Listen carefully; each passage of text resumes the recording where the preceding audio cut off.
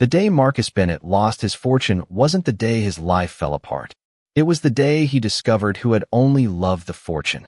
Rain tapped softly against the apartment window as Marcus sat alone at a small kitchen table that barely fit inside the one-bedroom unit he had rented 3 months earlier. The room smelled faintly of old coffee and fresh paint, the kind landlords used to cover years of wear. A single lamp cast a pale glow across unpaid bills stacked neatly beside his laptop. Just 12 months ago, Marcus had owned a thriving logistics company outside Atlanta. He had a beautiful home, luxury cars, invitations to charity galas, and more business opportunities than he could count. Now he measured every grocery trip down to the dollar. Across the room, Rebecca Bennett zipped the last suitcase. The sound seemed louder than the rain. Marcus stared at the worn wood table and tried to ignore the feeling growing in his chest. It wasn't anger. It wasn't even sadness anymore. It was something colder, something heavier. The feeling of watching a door close while knowing it would never open again. Rebecca adjusted her expensive coat and checked her reflection in the hallway mirror. Even now, she looked flawless. Perfect hair, perfect makeup, perfect confidence. Marcus remembered when she used to smile at him across crowded restaurants. When she used to tell people she believed in him before anyone else did. That version of Rebecca felt like someone he had imagined. "You don't have to do this," Marcus said quietly. Rebecca didn't look at him.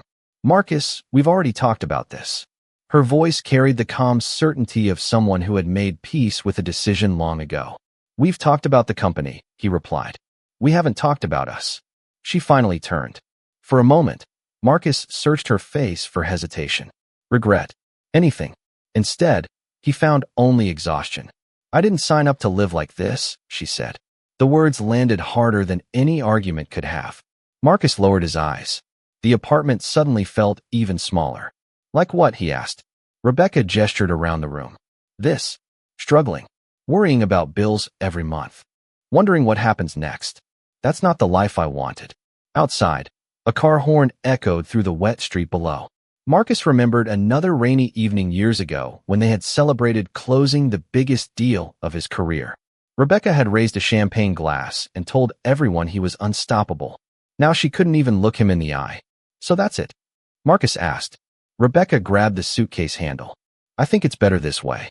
"Better for who?" Marcus wanted to ask, but he already knew the answer. She rolled the suitcase toward the door. Each wheel clicking against the floor sounded like a countdown. At the threshold, she paused for exactly 1 second. Not long enough to reconsider. Just long enough to avoid feeling guilty. Then she left. The apartment door closed softly behind her. No shouting. No dramatic goodbye. Just silence. Marcus sat there listening to the rain. Listening to the emptiness. Listening to the life he had built disappear one piece at a time. What he didn't know was that hundreds of miles away, a man who had spent 10 years searching for him had just received a phone call. And everything was about to change. The people who disappear when your money disappears were never really standing beside you in the first place. The morning after Rebecca left, Marcus Bennett woke up before sunrise. For a few seconds, lying on the old mattress in the quiet apartment, he forgot everything. Then reality returned all at once. The empty side of the bed, the silence, the absence of a future he had spent years building. He stared at the ceiling while pale gray light crept through the blinds. Somewhere outside, a garbage truck rumbled down the street. Life was moving forward. It did not care that it had stopped. Marcus reached for his phone on the nightstand. No messages from Rebecca. No missed calls. No explanation. Nothing. He opened his email instead. The first message was another reminder from the bank. The second was a notice about an overdue payment. The third came from a former business contact who wanted to cancel a meeting they had once considered important. Marcus laughed softly. Not because it was funny, because after a while, disappointment became predictable. 3 months earlier, people had fought for a chance to sit across from him at lunch.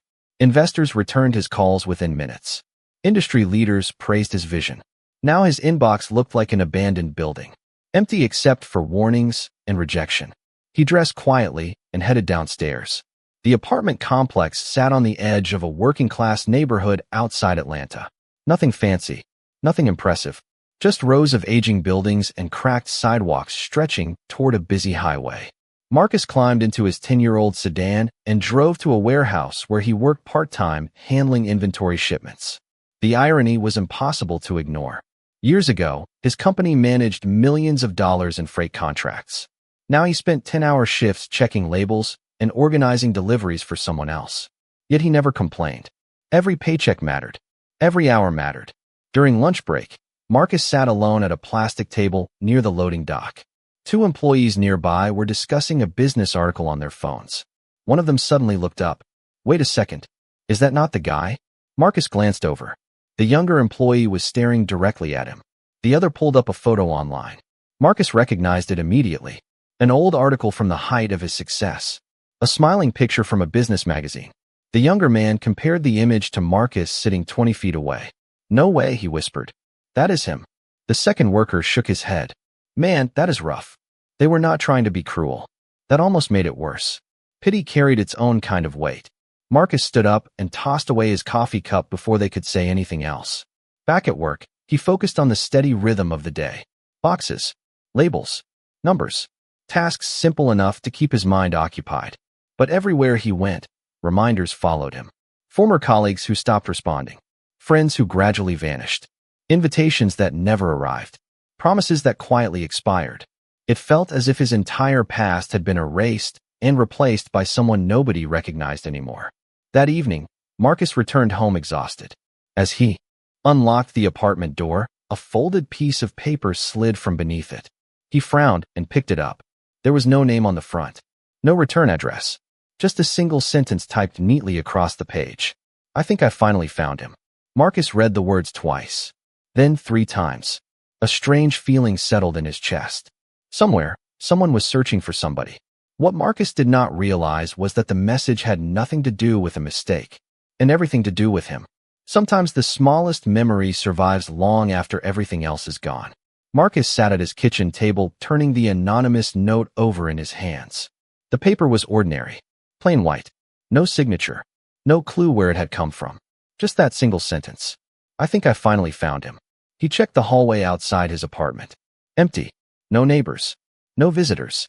Nobody waiting to explain. Eventually, he folded the paper and slipped it into a drawer. Whoever it was meant for, it probably had nothing to do with him. At least that was what he told himself. The next morning followed the same routine. Work, bills, silence. Days had started blending together so completely that Marcus sometimes forgot what day of the week it was. Success had once filled every hour of his schedule. Failure left behind an uncomfortable amount of empty space. After his shift ended, Marcus stopped by a neighborhood market on his way home. The place sat beside a busy intersection packed with food trucks, small vendors, and folding tables where local businesses sold everything from handmade crafts to fresh produce. Marcus liked the market because nobody there cared who he used to be. He could buy a loaf of bread and a gallon of milk without anyone mentioning magazine covers or failed companies. As he walked through the crowd, the smell of grilled onions drifted through the air. Somewhere nearby, music played from an old speaker. Families laughed. Children chased each other between vendor booths. For a moment, Marcus almost felt normal. Then something caught his attention. Near the far corner of the market stood a small food cart painted bright blue. The sight stopped him cold. It was not the same cart. The old one had disappeared years ago. But the color, the shape, the hand-painted lettering, something about it felt familiar. Marcus found himself staring. Memories surfaced slowly. A rainy afternoon. A crowded sidewalk. A young man standing beside a food cart that looked one bad week away from shutting down forever. Marcus could not even remember exactly why he had stopped that day 10 years earlier.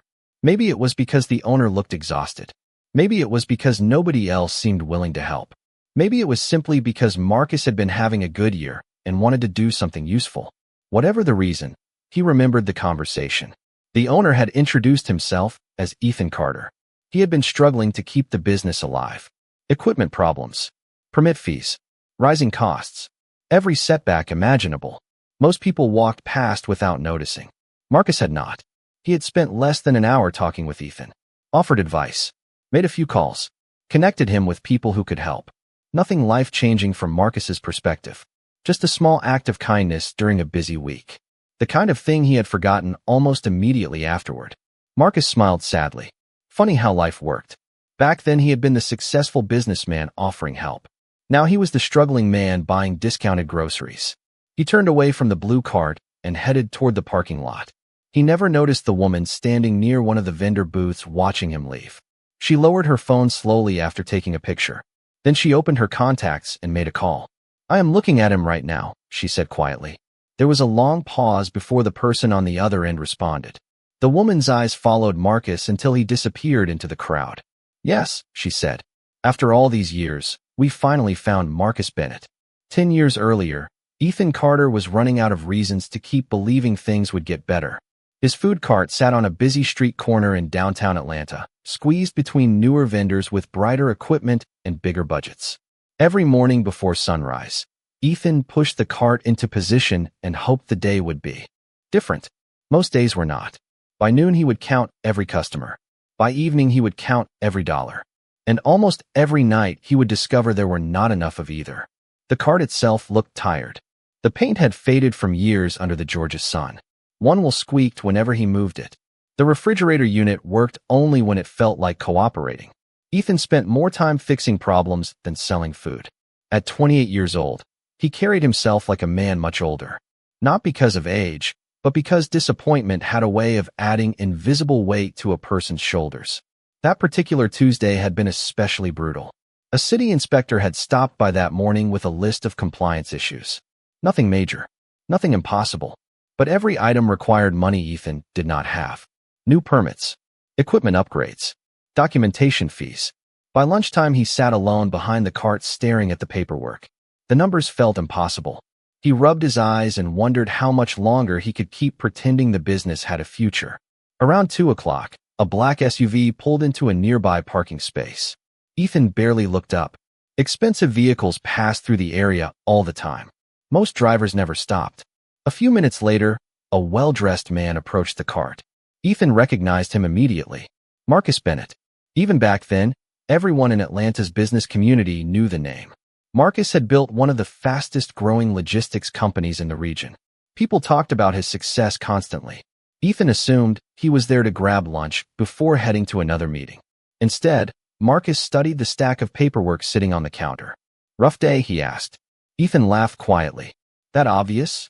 Marcus smiled. "Only because I have had a few of those myself." Ethan almost rolled his eyes. Successful people always said things like that. They treated setbacks like temporary inconveniences. For someone struggling to keep a business alive, failure felt much more permanent. Yet Marcus stayed. He asked questions. Real questions. Not the polite kind people used before walking away. He wanted details. Ethan explained the permit issues, the equipment problems, the declining sales, the rising costs. He expected Marcus to lose interest after 5 minutes. Instead, nearly 40 minutes passed.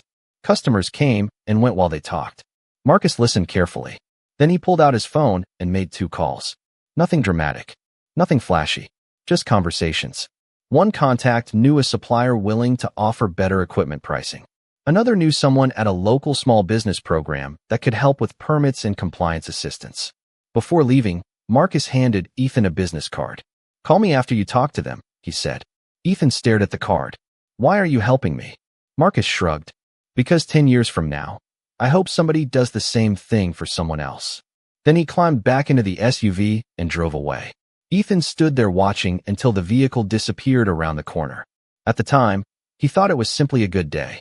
He had no idea that conversation would change the entire direction of his life. And he certainly had no idea that a decade later, he would spend years searching for the man who made it possible. The hardest part of losing everything is realizing the world keeps moving as if nothing happened. 3 days after the memory of Ethan Carter resurfaced at the neighborhood market, Marcus Bennett returned to his normal routine. The anonymous note remained tucked inside his kitchen drawer. He had looked at it several times since finding it, but no answers had appeared. Whoever was searching for someone had clearly made a mistake. At least that was what Marcus continued telling himself. The warehouse was unusually busy that week. Truck after truck arrived carrying shipments that needed processing before the weekend. Marcus spent long hours on his feet, lifting boxes, checking inventory reports, and helping organize deliveries. By the time each shift ended, his shoulders ached and his legs felt heavy. Still, he never complained. Work was work. It paid the bills. Some nights that was enough. On Friday afternoon, Marcus stopped at a gas station convenience store on his way home. While waiting in line, he noticed a television mounted above the beverage cooler. A local business segment was playing. Normally, he would have ignored it. Then a familiar face appeared on the screen. Marcus froze. The anchor was interviewing a successful entrepreneur whose restaurant company had expanded across several states. The man smiled confidently while discussing growth plans and community investments. His name appeared beneath the image. Ethan Carter. Marcus stared for several seconds. The same Ethan Carter from the food cart. The same young man he had met 10 years earlier. Except now he looked completely different. Tailored suit. Professional confidence. The kind of presence that comes from years of success. The anchor listed achievements that sounded almost unbelievable. 27 restaurant locations.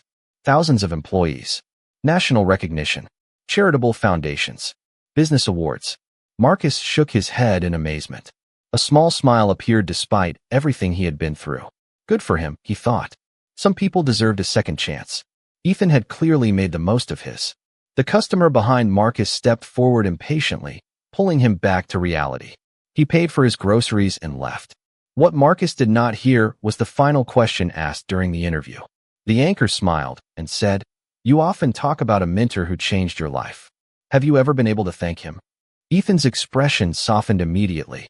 "Not yet," he admitted. "I have spent years trying to find him." Back at the apartment, Marcus heated a simple dinner and sat beside the window overlooking the parking lot. Rain clouds drifted across the evening sky. The neighborhood looked quiet, peaceful even, yet something felt different. For the first time in months, he found himself thinking about the future instead of the past. Maybe because seeing Ethan succeed reminded him that setbacks were not always permanent. Maybe because part of him still wanted to believe life could surprise him. His phone buzzed on the table. Marcus glanced down expecting another bill reminder. Instead, it was a message from an unknown number. There was no greeting, no explanation, just a single question. "Are you Marcus Bennett, formerly of Bennett Logistics?" Marcus frowned. A second message arrived before he could respond. "Please do not ignore this. Someone has been looking for you for a very long time." Marcus stared at the screen. Outside, headlights swept across the parking lot as a black SUV slowly rolled past the building. It paused near the entrance for a few seconds before continuing down the street. Marcus watched it disappear into the darkness, completely unaware that the search he believed had nothing to do with him was now only days away from ending. For some promises, 10 years feels like a single unfinished conversation. Hundreds of miles away, Ethan Carter sat alone in his office long after most of his staff had gone home. Floor-to-ceiling windows overlooked downtown Atlanta, where thousands of lights glittered against the night sky. The office itself reflected everything he had built over the past decade. Awards lined the shelves. Frame magazine covers hung on the walls. Expansion maps covered an entire section of glass. By every measurable standard, Ethan had succeeded beyond anything he once imagined possible. Yet one thing remained unfinished. A photograph sat on the corner of his desk. The image was old and slightly faded. A younger Ethan stood beside his first food cart, smiling awkwardly. Next to him stood Marcus Bennett. Every year, Ethan considered replacing the photo with a newer version. Every year, he decided not to. It reminded him where everything started. His assistant, Lauren Mitchell, entered carrying a tablet. "The team confirmed it," she said. "The man at the apartment is definitely Marcus Bennett." Ethan stared at the photograph for several seconds before looking up. "You are certain?" Lauren nodded. "Former address records matched. Employment records matched. We even verified through old business filings. It is him." Ethan leaned back slowly. For a moment, he did not say anything. 10 years of searching. 10 years of dead ends. 10 years of hearing that nobody knew where Marcus had gone after losing his company. And now, finally, they had found him. Lauren smiled. "Most people would have given up years ago." Ethan laughed softly. "Most people never changed my life." He stood and walked toward the window. The city below looked very different from the Atlanta he remembered as a struggling food cart owner. So did he. Yet one memory remained crystal clear. Marcus standing in front of that cart asking simple questions nobody else cared enough to ask. Marcus making phone calls. Marcus treating him like someone worth helping before success made everyone else pay attention. Ethan had met investors since then. Celebrities. Politicians. Industry leaders. But none of them had arrived when he was standing at the edge of failure. Marcus had. Do you know what surprised me most? Ethan asked quietly. Lauren shook her head. When we located him, I expected him to be living somewhere impressive. Maybe retired. Maybe rebuilding another company. I did not expect. He paused. That apartment. Lauren's expression softened. Life can be unfair. Ethan turned away from the window. Sometimes, but not forever. Lauren handed him the tablet. On the screen were photos taken over the past week. Marcus leaving work. Marcus carrying groceries. Marcus walking through the neighborhood market. Every image showed the same thing. A man trying to move forward without asking anyone for sympathy. Ethan felt something tighten in his chest. Gratitude. Respect. Maybe even guilt for taking so long to find him. Schedule the flight, he said. Lauren blinked. You are going personally? Ethan smiled. After 10 years? He glanced once more at the photograph on his desk. I am not sending a representative. Lauren nodded and left the office. Ethan remained standing alone for another minute. Then he picked up the old photograph and slipped it carefully into his briefcase. Tomorrow morning, he would board a plane. Tomorrow afternoon, he would finally see Marcus Bennett again. What Ethan did not know was that someone else had recently learned Marcus's location as well. And unlike Ethan, that person was not returning because of gratitude. The next morning began like every other morning in Marcus Bennett's new life. He woke before sunrise, brewed a small pot of coffee, and prepared for another long shift at the warehouse. Outside, the sky was still dark, and the parking lot sat nearly empty beneath a row of aging streetlights. Nothing about the morning felt special. Nothing suggested that 10 years of unfinished history were quietly moving toward him. Marcus locked his apartment door and walked toward his car. As he reached the driver's side, he noticed something unusual. A dark SUV sat parked near the far end of the lot. The vehicle looked expensive, completely out of place among the aging sedans and pickup trucks that filled the complex. Marcus glanced at it briefly before climbing into his car. Rich people occasionally got lost. It was none of his business. At the warehouse, the day moved slowly. Shipment reports piled up. Delivery schedules changed. Forklifts moved steadily across the floor. Around lunchtime, Marcus sat alone with a sandwich and a bottle of water while several coworkers talked nearby. One conversation caught his attention. Did you hear about that restaurant guy coming into town? One employee asked. The billionaire? Another replied. Not a billionaire. Just very rich. Marcus barely listened. Successful people appeared on television every day. Their stories belonged to a different world now. Meanwhile, across the city, Ethan Carter's private jet touched down at Hartsfield-Jackson Atlanta International Airport. He carried only a briefcase and a single photograph. Reporters had not been notified. Business partners had not been invited. This trip was personal. For years, every major milestone in Ethan's life had carried the same unfinished thought. I wish Marcus could see this. Every new restaurant opening, every award, every scholarship program, every success traced back to one conversation beside a struggling food cart. Now, finally, he had the chance to say thank you. Yet another person had also arrived in Atlanta that morning. Rebecca Bennett stepped out of a rideshare vehicle and adjusted her sunglasses. She had not spoken to Marcus in months. At first, leaving had felt like freedom. Then she began hearing rumors. Articles about entrepreneurs. Stories from former business contacts. Whispers that someone important was searching for Marcus Bennett. Curiosity became interest. Interest became concern. Concern became something she could not ignore. Rebecca told herself she simply wanted closure. Deep down, she was not entirely sure that was true. That evening, Marcus finished work and headed home. The sun had already begun to set. As he entered the apartment complex, he noticed the same black SUV parked near the entrance. This time the engine was running. Someone was inside. Marcus slowed slightly. For a brief moment, he thought he saw a man watching him through the windshield. Then the SUV pulled away and disappeared down the road. Marcus stood there puzzled. 2 appearances in 2 days. Too strange to be coincidence. When he entered his apartment, another envelope waited beneath the door. His stomach tightened immediately. He picked it up and unfolded the paper. This message was longer than the others. Thank you for being patient. He is coming. Marcus stared at the words. He is coming. Not looking. Not searching. Coming.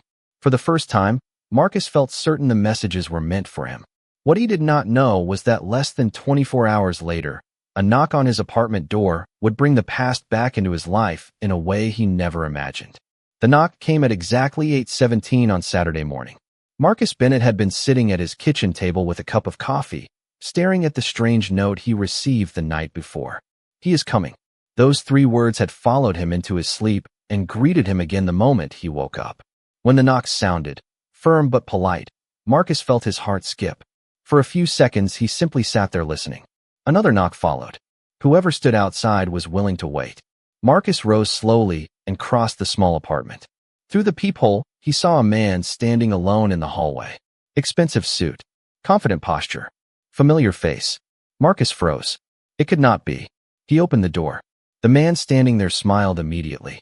His eyes looked exactly the same. Older now, more confident, more successful, but unmistakably the same person Marcus had met beside a struggling food cart 10 years earlier. "Mr. Bennett," the man said softly. Marcus stared in disbelief. "Ethan." Ethan Carter laughed and nodded. "I was beginning to think I would never find you." For several seconds, neither man spoke. 10 years had passed. 10 years of victories, losses, mistakes, and unexpected turns.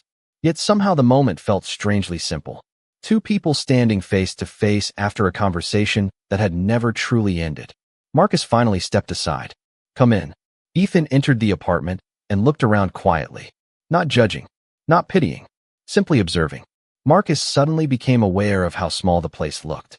The worn furniture, the aging appliances, the stack of bills on the counter. Once upon a time, he would have felt embarrassed. Today he felt only tired. Ethan noticed the discomfort immediately. "You do not have to explain anything," he said. Marcus smiled faintly. "That obvious?" "Only because I know what it feels like when life does not go according to plan." They sat at the small kitchen table. For a moment, neither knew where to begin. Then Ethan reached into his briefcase and removed an old photograph. He placed it gently between them. Marcus picked it up. The food cart. The younger version of Ethan. The younger version of himself. A memory frozen in time. "You kept this?" Marcus asked. Ethan looked down at the photograph. "Every day." Marcus shook his head in disbelief. "Ethan, all I did was make a few calls." Ethan smiled. "That is what you remember." His expression grew serious. "I remember something different." Marcus leaned back as Ethan continued. "I remember being 1 week away from giving up. I remember believing nobody cared whether I succeeded or failed. I remember someone stopping long enough to listen when everyone else walked away." Silence filled the apartment. Marcus had never viewed that afternoon as important. It had been one small act in a busy life. Yet listening to Ethan speak, he began realizing that moments people forget sometimes become the moments others remember forever. Ethan reached into the briefcase again and pulled out a thick folder. Then he placed it on the table. Marcus looked at it curiously. Ethan smiled. "Before we talk about the future, there is something very important you need to see." Marcus looked down at the thick folder. Resting on the table between them, the cover contained no company logo, no explanation, only his name printed neatly across the front. For a moment he hesitated before opening it. The first page contained photographs, restaurant grand openings, ribbon-cutting ceremonies, community events, newspaper articles, magazine features. Ethan sat quietly while Marcus turned each page. The story unfolded one image at a time. What began as a single food cart had grown into something extraordinary. Locations across multiple states, hundreds of employees, partnerships with local charities, scholarship programs for young entrepreneurs. Marcus shook his head slowly. "You built all of this?" Ethan smiled. "We built it." Marcus immediately looked up. "No, Ethan, you did this. I might have helped for one afternoon, but everything after that was you." Ethan leaned forward. "That is where you are wrong." He opened the folder to another section. Inside were copies of old documents Marcus had not seen in years. Contact information, notes from meetings, introductions he had arranged, recommendations he had written. Marcus stared at them in disbelief. He barely remembered creating most of it. "You kept all this?" he asked. Ethan nodded. "Every piece." Marcus flipped through the pages. The memories returned slowly. A phone call during lunch. A recommendation email sent late one evening. A meeting he squeezed into an already crowded schedule. Tiny actions that had felt insignificant at the time. Yet each one had opened another door for Ethan. "I thought successful people forgot moments like those," Ethan said quietly. "I never could." Marcus lowered his eyes to the folder. For the first time in years, he felt something unfamiliar. Not regret. Not loss. Pride. A reminder that his life had mattered even when his company no longer existed. Ethan reached into the briefcase one final time and placed a second document on the table. This one looked different. Formal. Legal. Several pages thick. Marcus frowned. What is this? Ethan smiled. The real reason I came. Marcus opened the document and immediately froze. His eyes moved across the first page once, then twice, then a third time. Surely, he had misunderstood. Ethan. His voice barely worked. This cannot be right. Ethan remained calm. It is exactly right. Marcus stared at the numbers printed across the page. Ownership shares. Partnership agreements. Executive compensation. The kind of opportunity most people spent entire careers chasing. You are offering this to me? Marcus asked. Ethan nodded without hesitation. I am offering it to the man who changed my future. Marcus sat speechless. Outside, morning sunlight streamed through the apartment window. Inside, two lives connected by a single act of kindness had finally come full circle. Yet before Marcus could respond, his phone suddenly vibrated on the table. An incoming message appeared on the screen. The sender's name made his stomach tighten instantly. Rebecca. Marcus stared at the phone screen for several seconds. Rebecca. After months of silence, after walking away without looking back, her name suddenly appeared at the exact moment his life was beginning to shift. Ethan noticed the expression on Marcus's face, but said nothing. He simply waited. Marcus opened the message. It was short. Can we talk? I am in Atlanta. Marcus read it twice before setting the phone face down on the table. Ethan leaned back in his chair.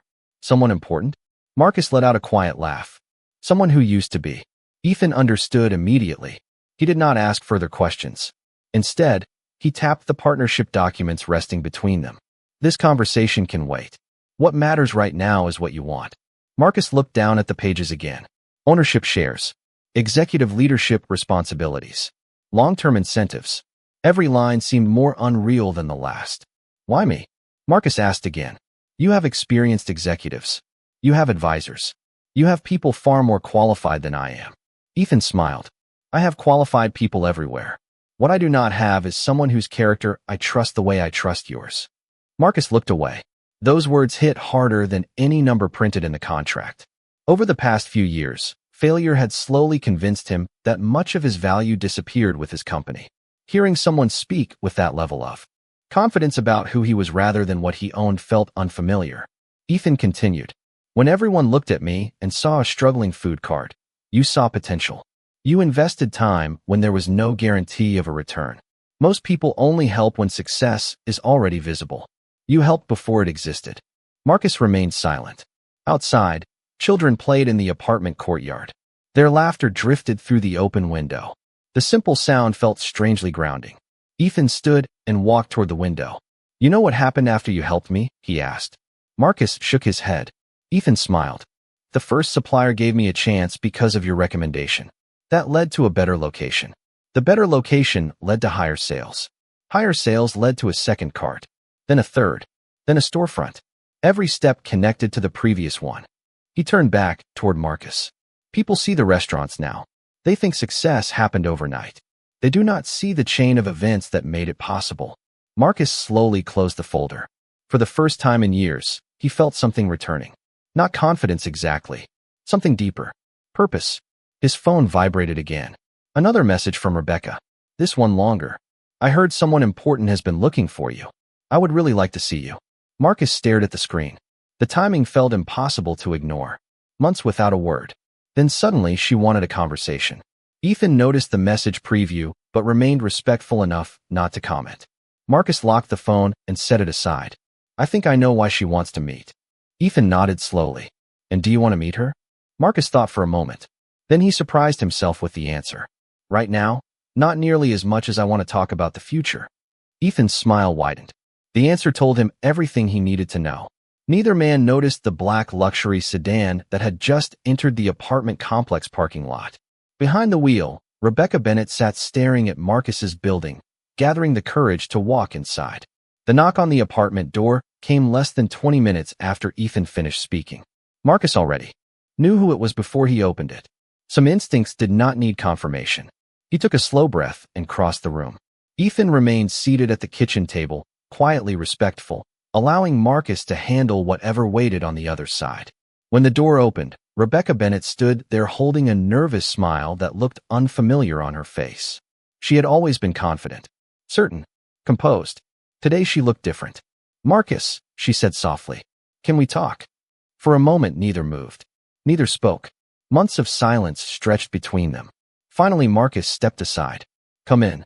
Rebecca entered and immediately noticed Ethan sitting at the table. Recognition flashed across her face. She knew exactly who he was. His interviews, magazine covers, business articles. His success was impossible to miss. Ethan stood politely and extended his hand. "Rebecca." She shook it, visibly surprised. "Nice to meet you." Ethan smiled. "Actually, I think we have met before. Just not in person."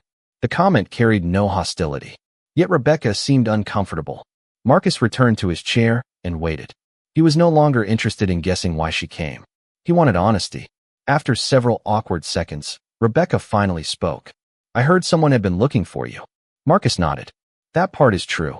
Her eyes shifted toward the documents on the table. "And I heard it was Ethan Carter." Ethan remained silent.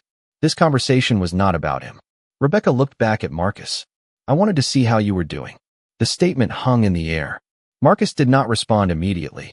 Instead, he studied her face carefully. Once upon a time, he might have accepted those words without question. Life had taught him to listen more closely. "You had months to ask that," Marcus said calmly. Rebecca lowered her eyes. "I know." Marcus leaned back in his chair. Surprisingly, he did not feel angry. The hurt had faded long ago. What remained was clarity. "Why are you really here?" he asked. Rebecca hesitated. Then the truth began appearing around the edges of her carefully prepared explanation. She talked about thinking of him, wondering how he was doing, regretting how things ended, missing what they once had. Some of it sounded sincere. Some of it sounded rehearsed. Marcus listened quietly. When she finally finished, the room fell silent. Ethan glanced toward the window, giving them privacy even while remaining present. Rebecca looked at Marcus hopefully. "People make mistakes," she said. "Maybe we both deserve another chance." Marcus sat quietly for several seconds. Then he asked a single question. "Would you be standing here today if Ethan had never found me?" The question landed with surprising weight. Rebecca opened her mouth, closed it, tried again. No answer came. The silence said everything words could not. Marcus nodded slowly. Not because he was angry, because he finally understood.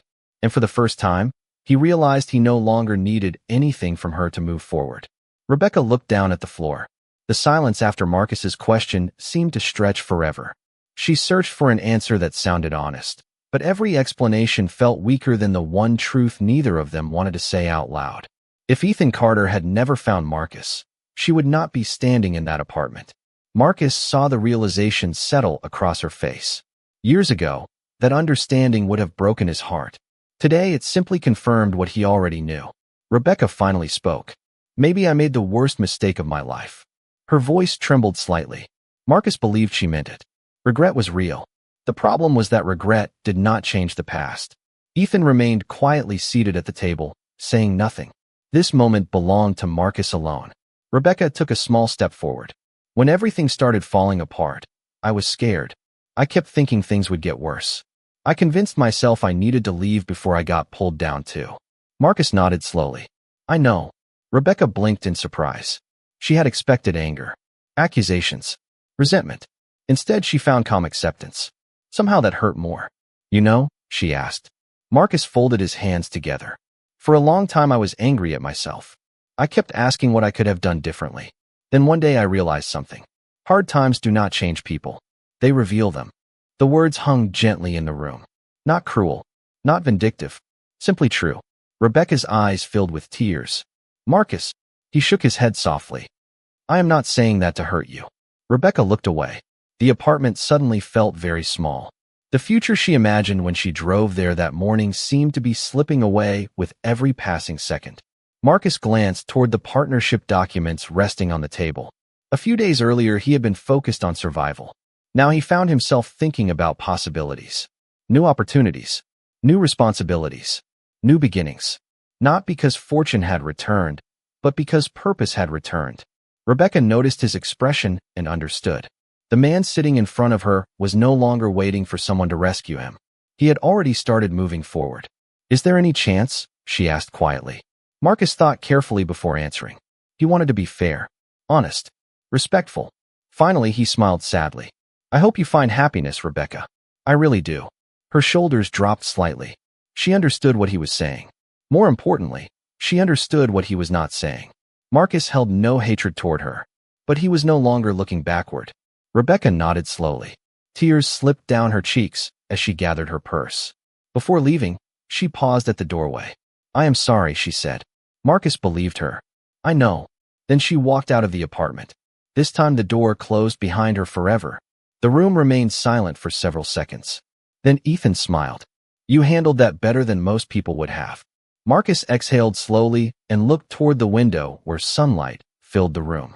For the first time in years, he felt completely at peace. Ethan picked up the partnership agreement and slid it across the table one more time. Now, he said with a grin, let us talk about your future. 6 months later, Marcus Bennett stood inside the headquarters of Carter Hospitality Group and looked out across a city skyline that once felt impossibly far away. The office around him was modern, bright, and full of energy. Teams moved through hallways discussing new projects. Meetings filled conference rooms.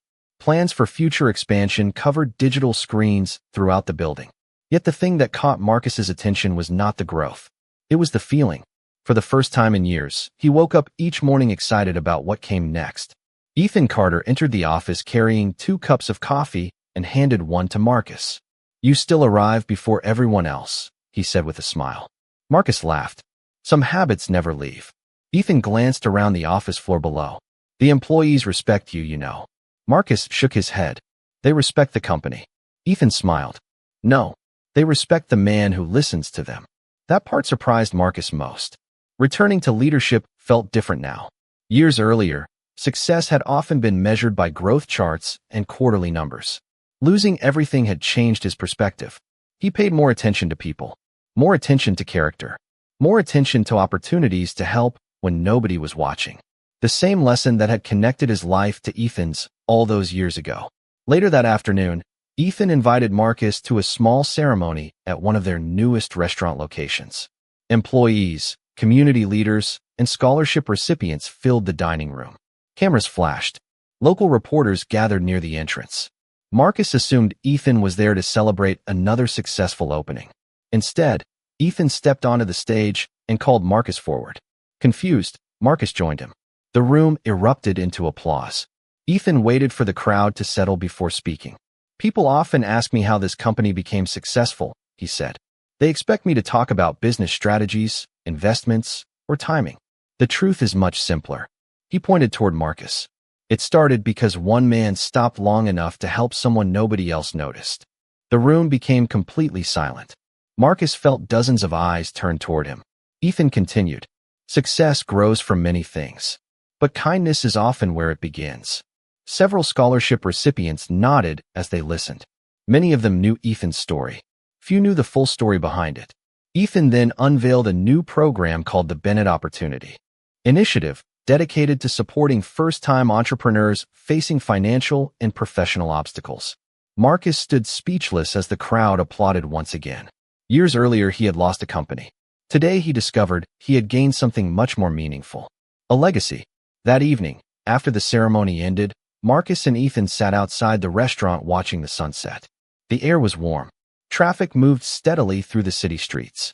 For a while, neither spoke. Finally, Ethan smiled. Do you ever think about how differently everything could have turned out? Marcus looked toward the horizon. Sometimes. Ethan nodded. Me too.